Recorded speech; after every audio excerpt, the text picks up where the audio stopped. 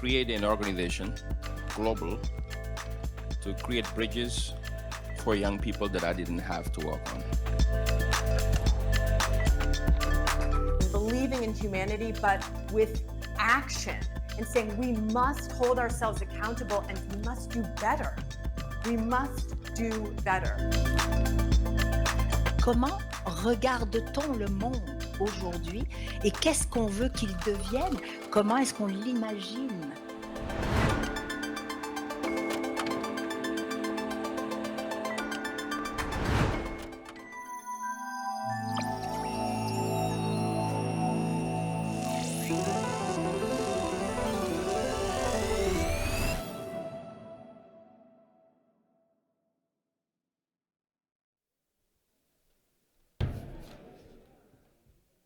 Rebonjour. Ah, main d'applaudissements. Rebonjour. Bon après-midi.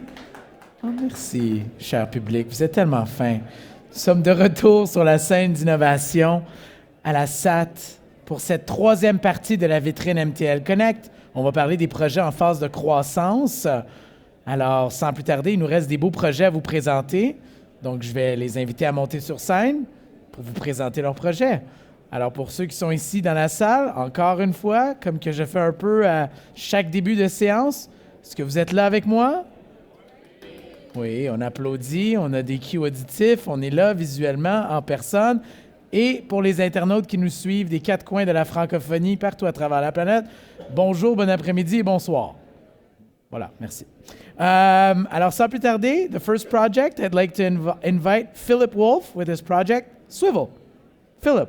Take it away. Thank you very much. I wanted to start weirdly in French, Je m'appelle Philippe, because some people think I speak French. I unfortunately still don't. I'm the CEO and co-founder of a company called Swivel.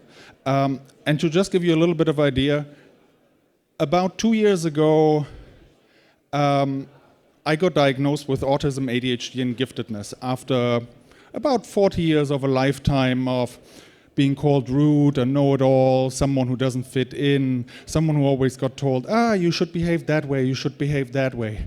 And around that time, my now co-founder, Katie Mitchell, approached me with her master's thesis from university, because her brother's autistic, and she explored using immersive technology how we could get someone to understand what someone with autism goes through in an everyday situation like this.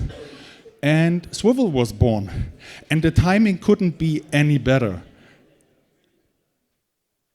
Just in June, the G7 leaders met here in Canada and did the very first Brain Capital Summit and called brain capital an economic priority for our world. They came up with this number of, I don't know if it's behind me or there, $8.5 trillion lost every year in global productivity due to neurological differences. That's a massive number. That's a barely unfathomable numbers. If we put it down, and a Forbes 1000 company leaves on average $9 billion a year on the table by not being neuro-inclusive. And we're leaving innovation and productivity behind with that. And Swivel is set up to address exactly that. So how do we do this? We're looking at a company, we're looking at implementing immersive seminars and immersive technology to let people experience firsthand what it might be like to experience a work situation through the eyes of someone with autism, ADHD, or other neurodevelopmental conditions. So imagine you put on a VR headset and you're experiencing this room through the eyes of someone with autism. Believe me, you actually kind of don't want that, because it's not the most neuro-inclusive environment. Being on top of the stage, even worse. But the thing is, it's always great to educate people, but we need to make it measurable. So we developed a data framework that makes the human potential and the change at work measurable. So at the core, immersive technology in seminars, learning management system, data framework, everything trackable. Data means change. Why now? As mentioned before, there's a global mandate to build brain capital. And companies who are embracing it today are reporting 35% increase in productivity and 2.5 times higher cash flow by employee. And to take it even further, 20% of this audience is very likely neurodivergent, and about 70% of those 20% don't even know it. So we're talking about creating accommodation and enabling environments for people who don't even know to ask for it. Very urgent, very important. We are currently raising our pre-seed round at $1 million to launch the platform to the market. We have just launched our enterprise early access program. So if you're interested in becoming an early access partner, reach out to me, and we cannot wait to make our society a place where we accept each other for who we are and not for how we think someone should be. Thank you very much.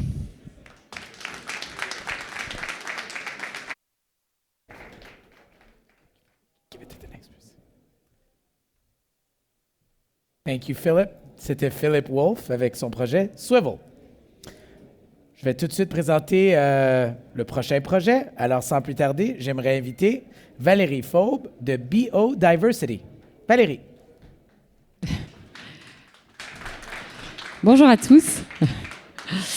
Alors, j'ai le plaisir de vous présenter Biodiversity. Donc, on existe depuis 13 ans et le projet est né avec la conviction que l'on peut créer de la valeur en régénérant la biodiversité et en réduisant la pollution. Aujourd'hui, on est présent, on a des projets dans plus de 25 pays différents, notamment au Canada, et on est une équipe d'une trentaine de salariés avec principalement des bio-ingénieurs et des ingénieurs IT. Alors, comme on est dans un événement numérique, je commence par ça. On a développé depuis quelques années une plateforme numérique qui comprend en fait l'ensemble de nos données de monitoring. Je vais vous l'expliquer après cet outil. Donc, des données de monitoring qu'on a depuis 10 ans, mais également d'autres données cartographiques, satellitaires, etc. et qui permet d'aller évaluer des dizaines, centaines, des milliers de sites pour ensuite justement déterminer quels sont leurs impacts, dépendances et risques par rapport à la pollution et la biodiversité, avec l'objectif de prioriser évidemment donc tous ces sites. Sur des milliers de sites, eh bien, on peut en déterminer par exemple 50 sites qui sont prioritaires et sur lesquels il faut agir. Sur la même plateforme, on va retrouver toutes les données de monitoring que les clients vont avoir avec nos outils, et puis également plus de 80 initiatives ou actions en faveur de la biodiversité que les acteurs peuvent mettre en place sur leur site et qui ont été évaluées par rapport à leur impact positif. Alors le biomonitoring, c'est un peu notre outil phare. Il a fait l'objet de plus de 10 ans de recherche scientifique et il fonctionne avec la nature, avec les abeilles domestiques. Il faut imaginer sur un site qu'on monitore 2 ruches et les abeilles qui vont aller parcourir un maximum de plantes et elles vont récupérer le pollen qu'on va ensuite analyser en laboratoire. Et donc, on va pouvoir aller analyser ce qu'il y a comme polluants agricoles et industriels, ainsi que la biodiversité végétale en quantité, qualité et voir s'il y a des carences. Avec l'objectif, évidemment, non pas de pointer du doigt les mauvais, on va dire, mais évidemment d'aller travailler avec un maximum de parties prenantes pour améliorer le territoire. Et donc, au bout d'un gros travail d'interprétation, eh bien, on émet des recommandations pour agir avec l'objectif ensuite d'aller mesurer l'impact des actions prises. Le petit frère du biomonitoring, le biotel, il fonctionne plus ou moins de la même façon, mais avec les abeilles sauvages. Et on arrive à aller voir quelle est la présence de ces abeilles sauvages sur site et également quelle est la pollution éventuelle et la biodiversité par rapport aux abeilles sauvages pour ensuite mener les actions correctives pour ces pollinisateurs. Et enfin, un exemple de cas de biomonitoring. Ici, c'est une cité balnéaire touristique en Belgique, mais on peut imaginer n'importe quel site ou territoire, et donc qui avait des enjeux à la fois de pollution, de qualité de l'air, de bien-être des citoyens, mais également de biodiversité. Et grâce au biomonitoring, vous voyez donc plusieurs cercles. Donc on a évidemment été monitoré autant qu'il fallait pour couvrir l'ensemble de la ville et du territoire. Eh bien, on a pu aller voir qu'il y avait des polluants à la fois qui venaient du port, mais à la fois qui venaient de l'agriculture environnante. et également de la ville. Donc on est allé travailler avec le port, avec les agriculteurs, les arboriculteurs et les gestionnaires des espaces verts pour améliorer la qualité de l'air et la biodiversité. Merci.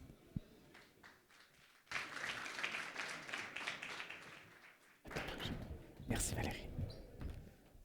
Merci, c'était Valérie Faube avec son projet Biodiversity.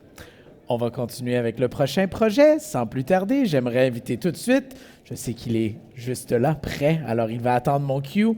Ça s'en vient, je vais le donner dans 3, 2, 1. Je vous invite à rencontrer Pierrot Ferland avec son projet Tizio. Pierrot. Alors bonjour tout le monde, mon nom c'est Pierrot Ferland et je suis avec la compagnie Tizio. Tizio, c'est la plateforme pour centraliser, piloter et créer des parcours d'accompagnement. Les professionnels de l'accompagnement savent que la relation humaine est clé, mais perdent en efficacité face à un nombre croissant de personnes à suivre. Les LMS et les CRM ne sont pas prévus pour cette problématique. Grâce à Tizio, ils peuvent enfin créer des parcours engageants, impactants et flexibles, tout en simplifiant la gestion administrative. Tizio, c'est tout cela à la fois. C'est une plateforme conçue pour s'adapter à vos méthodes, vos publics, quel que soit votre secteur ou votre territoire. Tizio, en chiffres, on existe depuis 2012. On est arrivé ici au Québec en 2018. La plateforme a plus de 170 fonctionnalités. Elle est très complète, mais simple à utiliser. On est 6 dans l'équipe. Depuis le début, on a accompagné plus de 2000 personnes. Le temps de déploiement de la plateforme, c'est 99 secondes. Les abonnements sont mensuels à partir de 145 $ et on a un essai de 14 jours gratuit pour les gens qui veulent essayer la plateforme. Passons tout de suite à la découverte de la plateforme. La plateforme, elle a 3 accès. Elle a un accès pour la personne qui se fait accompagner, elle a un accès coach, elle a un accès gestionnaire. Une personne qui passe à travers la plateforme Tizio voit ça. Donc, la plateforme, c'est un 360 où est-ce que la personne qui se fait accompagner voit le temps qui lui reste disponible, les parcours qu'elle a fait, son calendrier, la messagerie. Le tout est relié à une application iPhone et Google aussi pour plus de fonctionnalités. Et tout se fait à partir de la plateforme. La notion qu'il faut comprendre de Tizio, parfait, c'est qu'on permet de digitaliser vos parcours d'accompagnement, de les créer et de les faire vivre à travers la plateforme. Donc, tous les éléments que vous faites lors d'un parcours d'accompagnement passent à travers la plateforme, que ce soit une vidéoconférence, que ce soit un webinaire, que ce soit des fichiers à partager, merci, que ce soit des fichiers à partager, tout est fait à partir de la plateforme.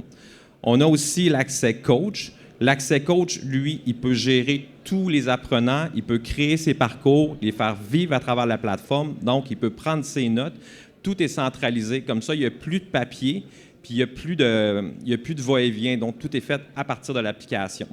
Il y a un autre accès qui s'appelle un accès gestionnaire, qui est lorsque vous avez plusieurs coachs, vous pouvez gérer les coachs, avoir des statistiques sur le temps qui passe avec le mentoré, et aussi, lorsqu'il y en a un qui part, transférer directement le dossier à un autre coach. Donc, tout simplifie le programme au complet. C'est une plateforme qui est malléable, donc une structure souple. C'est pour tous les types de suivi. C'est une interface qui est personnalisable. C'est un outil qui est pensé pour l'autonomie sans isolement. Nos secteurs d'intervention, on travaille avec des cabinets RH pour des bilans de compétences, du outplacement, de la transition professionnelle, du reclassement, de la formation. On travaille aussi avec les coachs et les intervenants pour de l'accompagnement individuel. On fait des plans d'action, des bilans personnels. On fait de la prise de rendez-vous autonome, de la gestion des heures. C'est un outil très simple à utiliser.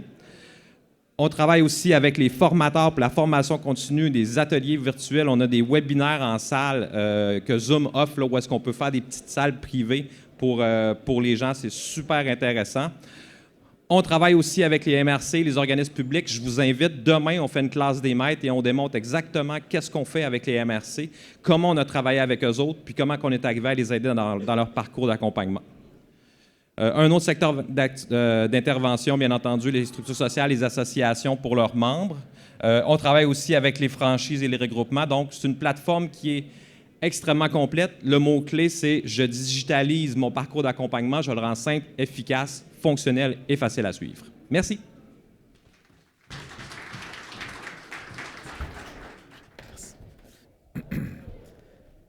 C'était Pierrot Ferland, merci beaucoup, avec son projet Tizio. Je vais juste prendre le pouls de la salle. Je sais qu'on entend un peu des bruits dans le salon, mais je veux quand même m'assurer que vous êtes toujours ici présents, prêts à voir le prochain projet? Oui, mais là, c'est rendu juste des hochements de tête. OK, ça me va, ça me convient. Au moins, vous êtes là. Merci pour votre présence. Sans plus tarder, j'invite Séraphin Hochard qui nous présente son projet FrancoFlex. Séraphin.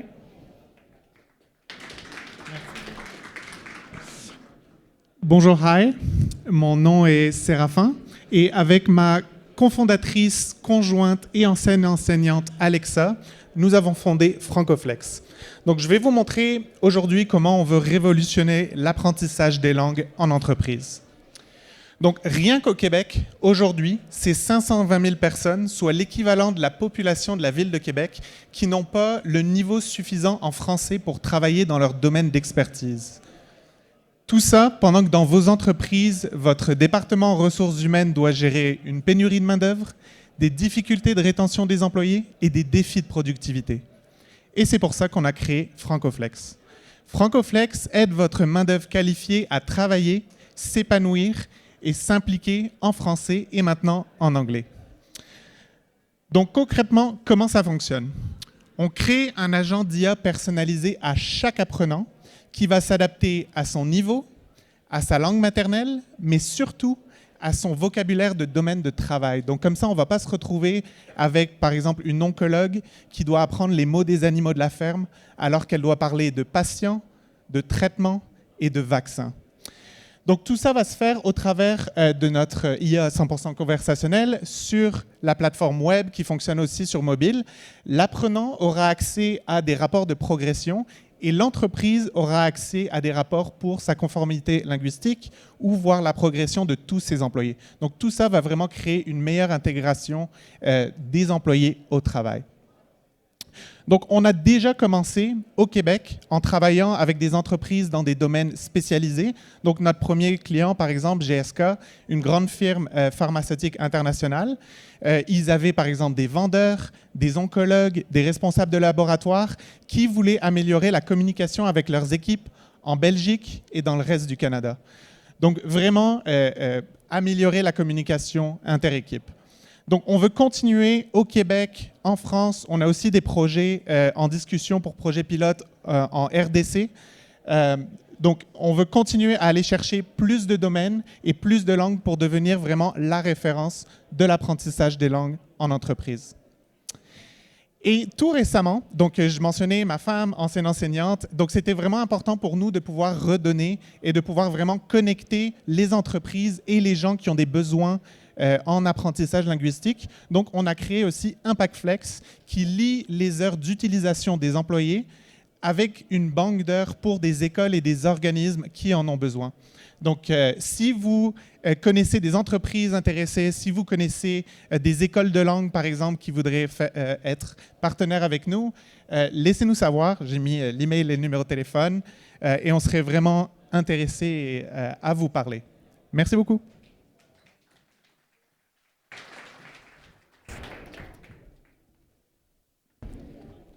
Merci Séraphin. C'était Séraphin Hochard avec son projet FrancoFlex. On passe au prochain projet. Je continue. Alors, sans plus tarder, j'invite Margot Fabre pour nous présenter son projet The Green Shot. Margot. Bonjour à tous. Donc, je m'appelle Margot et je suis aujourd'hui ici pour vous représenter l'entreprise The Green Shot et plus précisément, du coup, nos solutions. On a plusieurs solutions numériques. On va avoir une solution logicielle Green Pro qui va faciliter le calcul de l'empreinte carbone des industries culturelles et créatives. Et on va avoir aussi un outil qui va permettre de faciliter la gestion des opérations dans le domaine de l'audiovisuel ou culturel. Donc Green Pro, notre solution, donc c'est une solution logicielle qui a été développée pour vraiment faciliter le calcul de l'empreinte carbone des industries culturelles et créatives. Donc on utilise l'intelligence artificielle aujourd'hui pour vraiment scanner des documents en masse et catégoriser de manière automatique l'empreinte carbone. Donc, vous prenez par exemple un tournage, un événement, un festival, on va pouvoir collecter toutes les données en temps réel et venir, grâce à l'intelligence artificielle, venir les scanner, les catégoriser pour avoir par la suite un rapport qui est automatisé. Parce qu'aujourd'hui, il y a de plus en plus de régulations dans le domaine culturel. On vous impose de faire des bilans carbone et aujourd'hui, nous, on a la solution pour vous faire gagner du temps, pour être en conformité aussi, mais pour prendre des actions concrètes et réelles sur vos projets. On va intégrer aussi tout ce qui est impact social et circulaire. On a des solutions de consulting aussi qui vont vous permettre de mettre en place des stratégies sur l'énergie, sur la gestion des déchets. Donc voilà, on allie à la fois la technologie et l'empreinte carbone pour vraiment avoir un outil qui va vous permettre de transformer des données en décisions concrètes. On va pouvoir également, avec notre deuxième outil, digitaliser tout votre workflow de production. Donc vous allez pouvoir manager un pool de talents, automatiser toute la partie planning.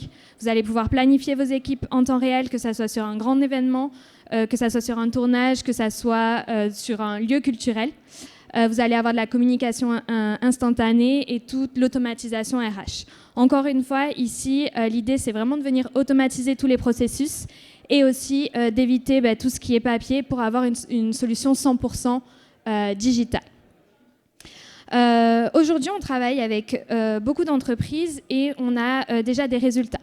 De base, notre entreprise est basée à Bruxelles, mais on a des sièges aujourd'hui en France, on a au Canada et aux États-Unis. Notre solution Green Pro est aujourd'hui utilisée dans le monde du cinéma, de l'audiovisuel. Ça permet d'avoir une efficacité opérationnelle. On réduit de 89% par exemple le temps de saisie que vous pouvez passer sur du reporting carbone. On accélère les processus et bien entendu, on arrive à faire des économies par projet. Ce qu'on voit aussi avec notre solution Green Pro, c'est grâce à notre service de consulting, on va pouvoir réduire les émissions carbone qui vont pouvoir être faites sur des projets. Et avec la partie, le logiciel Ooviz, on va pouvoir réduire aussi la partie opérationnelle avec une réduction de 70% de la double saisie, un gain de temps dans tous les processus et une plateforme 100% digitale et 100% collaborative.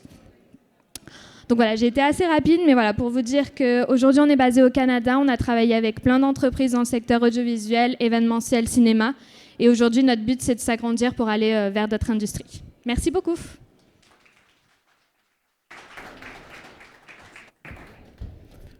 Merci Margot. Margot Fabre avec son projet The Green Shot. En passant, si vous vous demandez pourquoi je ne vous partage pas mon opinion par rapport au projet ou de l'enthousiasme, c'est qu'il y a un membre du jury qui sont en train de délibérer sur ces projets-là. Il va y avoir un projet qu'ils vont choisir gagnant.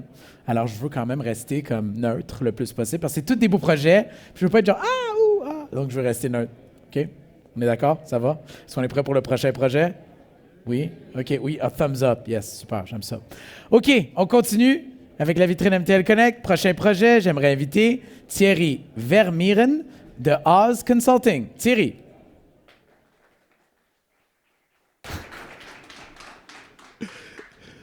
Merci, bonjour à tous. Le secteur de la santé numérique dans lequel nous travaillons est un secteur complexe. J'en veux pour preuve que 95% des entreprises dans le secteur, des startups, font faillite après 6 mois. Nous, chez OZ Consulting, on a décidé de penser autrement, de travailler autrement, et nous avons créé la première communauté internationale dans la francophonie de startups en santé gagnantes. OZ Consulting en Belgique, WillingCare en France, un groupe qui est vraiment tourné vers le succès du développement économique dans le domaine de la santé numérique. Ce sont des entreprises à mission avec à la fois un volet économique, mais aussi et surtout un volet social tourné vers le délivrable citoyen de la santé. Depuis 2018, l'entreprise est véritablement organisée pour aider les entreprises de petite taille à se rapprocher du secteur de la santé à travers une capacité forte, d'une part une communauté, un hub d'information digitale et un studio d'accompagnement. Nous avons aujourd'hui dans notre communauté 5000 professionnels de santé de la francophonie internationale et 450 institutions de santé.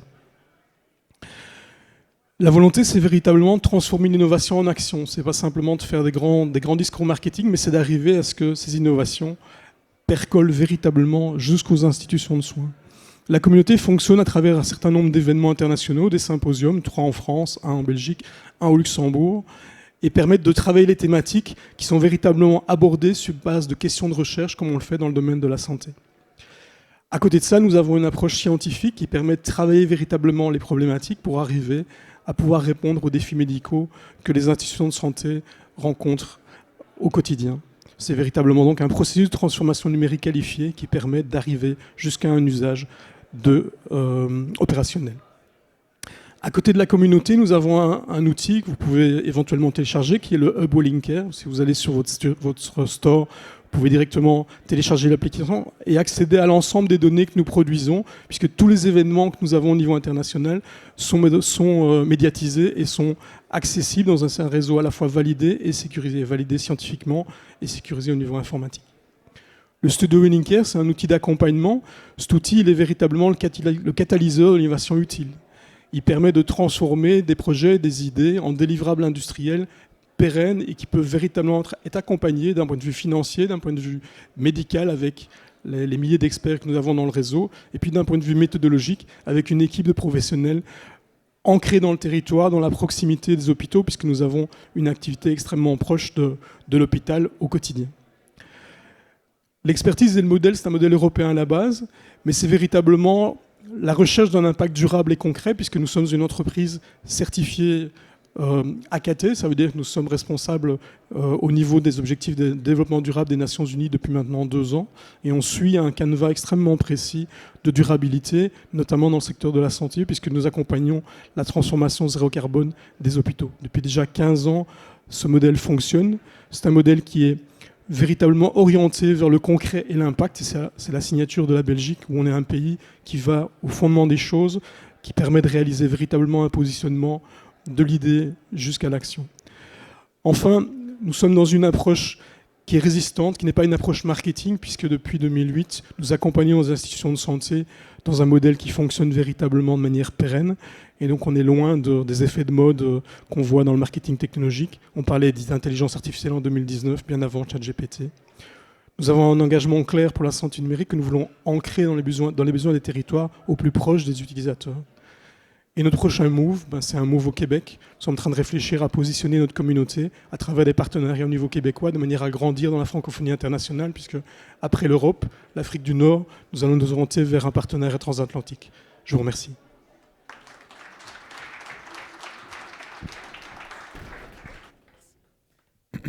Merci Thierry. C'était Thierry Vermieren avec son projet Ask Consulting. On va passer au prochain projet. Sans plus tarder, j'aimerais inviter sur scène Thomas Van Heugen et son projet Timmy. Thomas?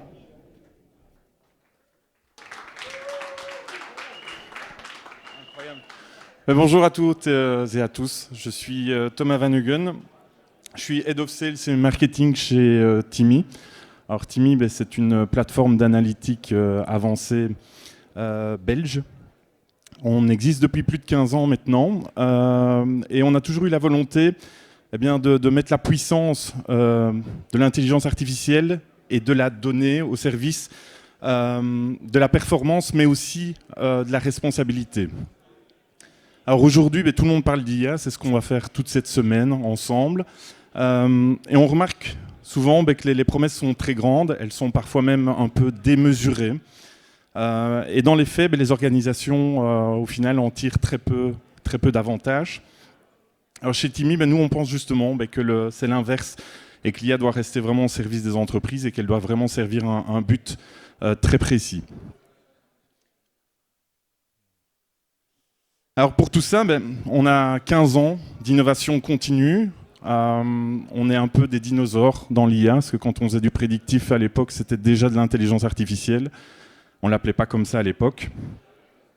Et donc, chez Timmy, notre capacité, elle est certainement dans le fait de pouvoir traiter des volumes de données très conséquents, très massifs, des données en analyse pour faire de la prévision, pour aider à la décision, mais le tout dans l'environnement le plus simple possible, un environnement qui va être aussi rapide et surtout sécurisé.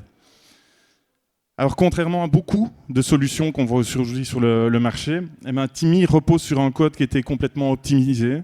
Aujourd'hui, si je parle d'assembleur, si je parle de C, ça remonte à très loin. Sauf que ces codes, ils vont permettre à notre solution de pouvoir réduire les infrastructures. Et quand je dis réduire les infrastructures, je dis aussi réduire l'impact écologique, puisque je peux annoncer très facilement que pour une utilisation massive de données, on va pouvoir réduire votre infrastructure par un minimum d'un coefficient de 5. Pour certaines technologies, on va pouvoir monter à 20, parfois un peu plus.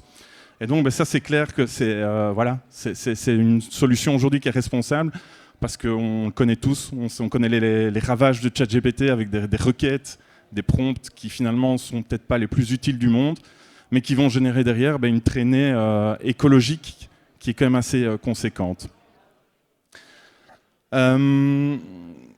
L'idée aussi, c'est on va réduire l'infrastructure, on ne va plus avoir besoin de sortir sa donnée de chez soi, et on va revenir peut-être au fondement de ce que t'est l'informatique et la sécurité informatique, c'est-à-dire de pouvoir garder ces données juste là, à côté de soi.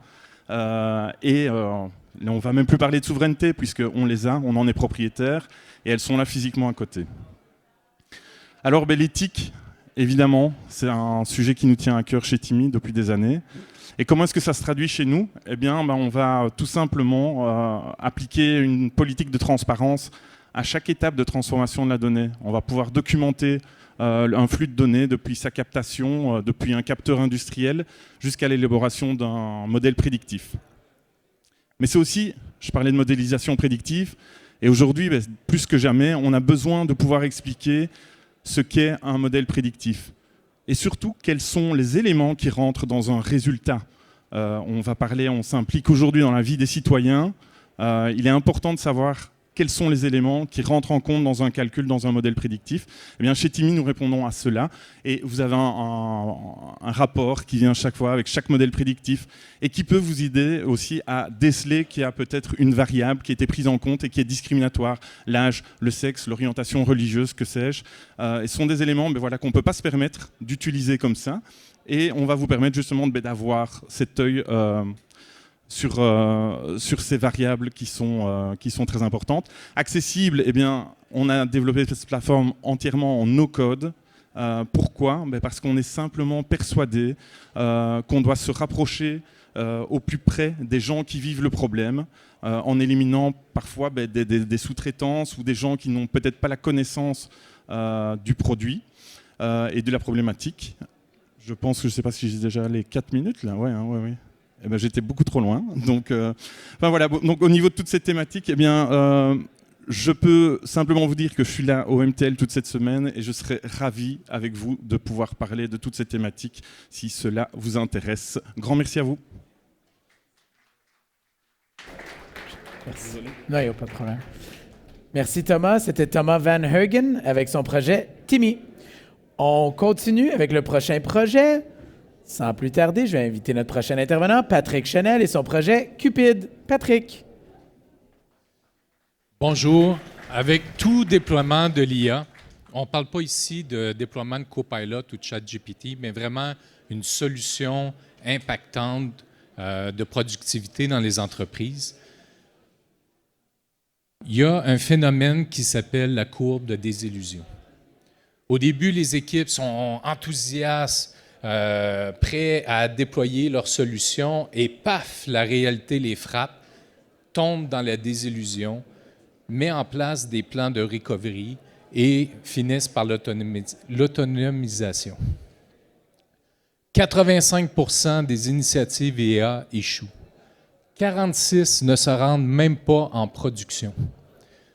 Le grand coupable ou la cause principale, c'est la gestion des données.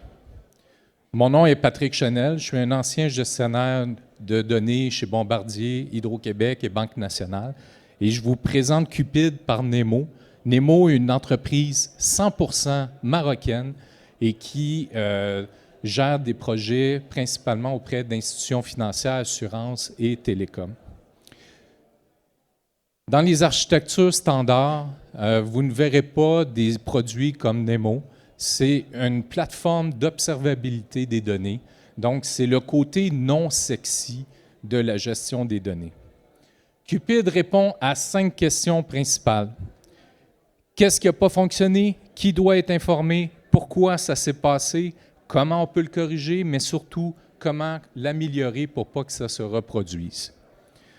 Cupid aide les data engineers, les data scientists, mais aussi la gouvernance des données. Donc, un groupe qui est plus un club social pour devenir un groupe qui a un impact concret dans la productivité des entreprises et bien sûr les utilisateurs.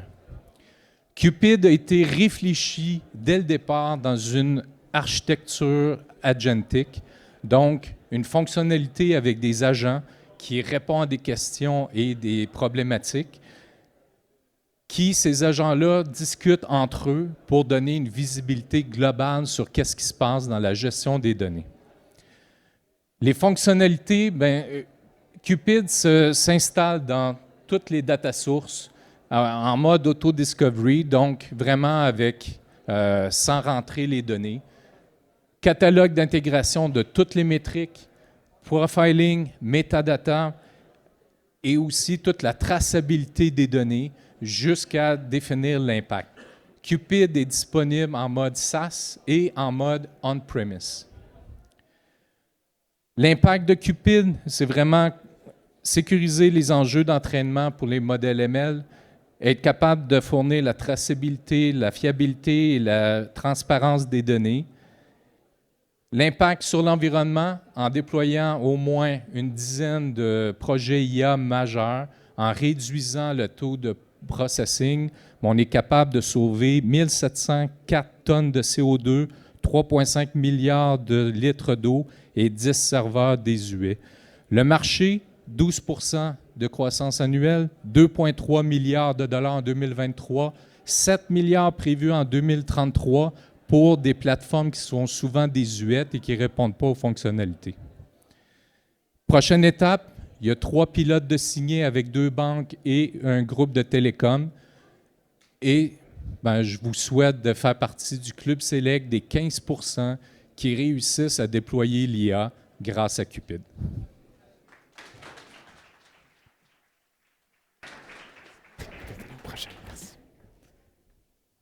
Merci Patrick. C'était Patrick Chenel de son projet Cupid. On est toujours là? Oui. Il nous reste 93 autres projets que je vais vous présenter un après l'autre jusqu'à temps qu'on vide la salle à 21h. Ça vous va? Dernier projet. On garde votre attention. Dernier projet avant qu'on parte pour une pause. Restez avec moi et restez avec notre prochain intervenant, Zouair Brouzi et son projet SVB Dev. Zouair.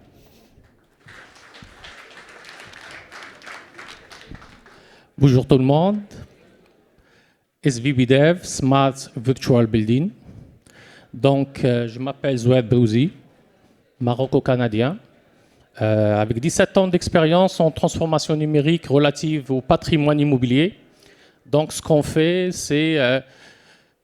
on est une start-up qui a commencé au niveau de Montréal il y a à peu près 13 ans. Et elle a fait le tour du monde et il est de retour à Montréal. Donc, ce qu'on fait, Smart Virtual Building, c'est on essaie de gérer le cycle de vie du bâtiment depuis la genèse du projet. Donc, on va avoir des packs pour tout ce qui est Smart Construction Management. Quand on parle construction, on parle de 40% d'émissions CO2 au niveau du monde, c'est au niveau de la construction. Donc, on arrive avec des solutions pour gérer l'aspect construction et réduire l'émission CO2 et avoir bien sûr des projets plus verts, plus responsables et plus inclusifs.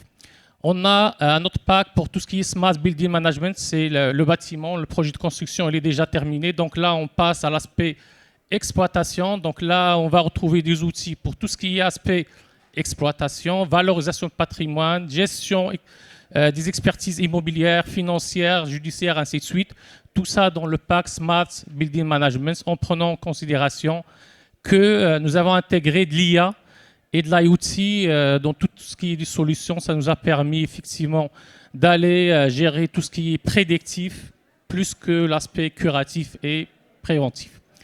Enfin, nous avons la Smart Facility Management, c'est pour tout ce qui est maintenance du bâtiment, maintenance des équipements dans nos patrimoines immobiliers. Donc du coup, on essaye d'avoir une solution qui va répondre aux besoins nos équipements pour qu'ils soient plus sains, des bâtiments verts, communicants et bien sûr responsables. Donc SVB Dev actuellement a 9 plateformes différentes qui vont partir depuis la genèse du projet pour gérer la documentation au niveau de chantier, pour enlever tout ce qui est papier, la gestion du projet pour mener et suivre selon les normes mondiales en place en termes de PMP pour ce qui est gestion de projet de construction. Il y a l'aspect de réception des travaux dans tout ce qui est gestion de la qualité au niveau du chantier, être plus responsable, certifier les travaux. Gestion Smart Tenders, donc digitaliser le processus de sélection de tous les participants et les soumissionnaires au niveau du projet. Par la suite, ce que j'ai dit tout à l'heure, donc c'est la Smart Asset Management pour l'inventaire des équipements immobiliers, leasing pour la gestion de propriété et des gestions locatives, gestion commerciale, Facility Management et le BIM. Donc c'est Building Information Modeling pour avoir effectivement rendre le bâtiment de 2D, le ramener jusqu'à 7D et avoir comme une base de données de documents relatifs au patrimoine. Donc, nos solutions actuellement sont SaaS et on-premise, et on fait du développement spécifique. Donc, on est cloud, plateforme collaborative. Le besoin, il a amené directement des besoins clients. Donc, on a commencé avec un produit. Avec nos clients, nous avons développé jusqu'à ce qu'on est arrivé à 9 produits. Les solutions sont ergonomiques, bien sûr, simples d'utilisation. Donc, version web, mobile et plateforme sur des ordinateurs, bien sûr, traditionnels.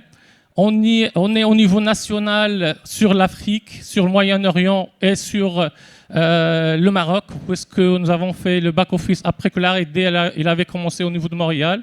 Et de retour à Montréal, donc on travaille avec la gestion au niveau des hôpitaux pour la gestion des établissements hospitaliers pour la maintenance de leur équipement et de leurs bâtiments hospitaliers.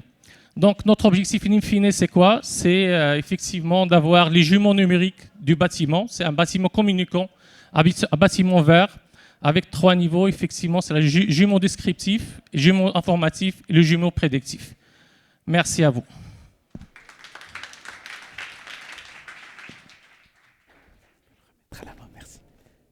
Merci, Zouair. Et c'était SVB Dev. Alors, ceci met fin à la vitrine MTL Connect. Déjà, une main d'applaudissement pour tous les projets que nous avons vus cet après-midi. Bravo. Alors, le jury va choisir un projet parmi tous les projets que nous avons vus et ils vont avoir la tâche de choisir un projet gagnant qu'on va annoncer lors du dévoilement des MTL Tech Awards jeudi. Alors, on prend une petite pause, environ 5 minutes, et on va passer à la présentation justement des finalistes des MTL Tech Awards. Et aussi, rapidement, je ne sais pas si vous le saviez, mais on a du speed dating qui se passe au 2e étage, où on peut rencontrer en 30 minutes 10 entreprises et faire du réseautage. Et on a eu un coup de cœur des gens qui ont participé. Alors, notre coup de cœur est Allo IA. Alors, merci à l'OIA d'avoir participé et bravo pour votre réseautage hors pair. On va avoir encore 2 autres moments de réseautage avec Speed Dating demain à 10h et à 13h30. Alors, c'est un rendez-vous à ne pas manquer. Pause et on se revoit pour les MTL Tech Awards pour rencontrer les finalistes. C'est bon? OK, à tout de suite. Bonne pause.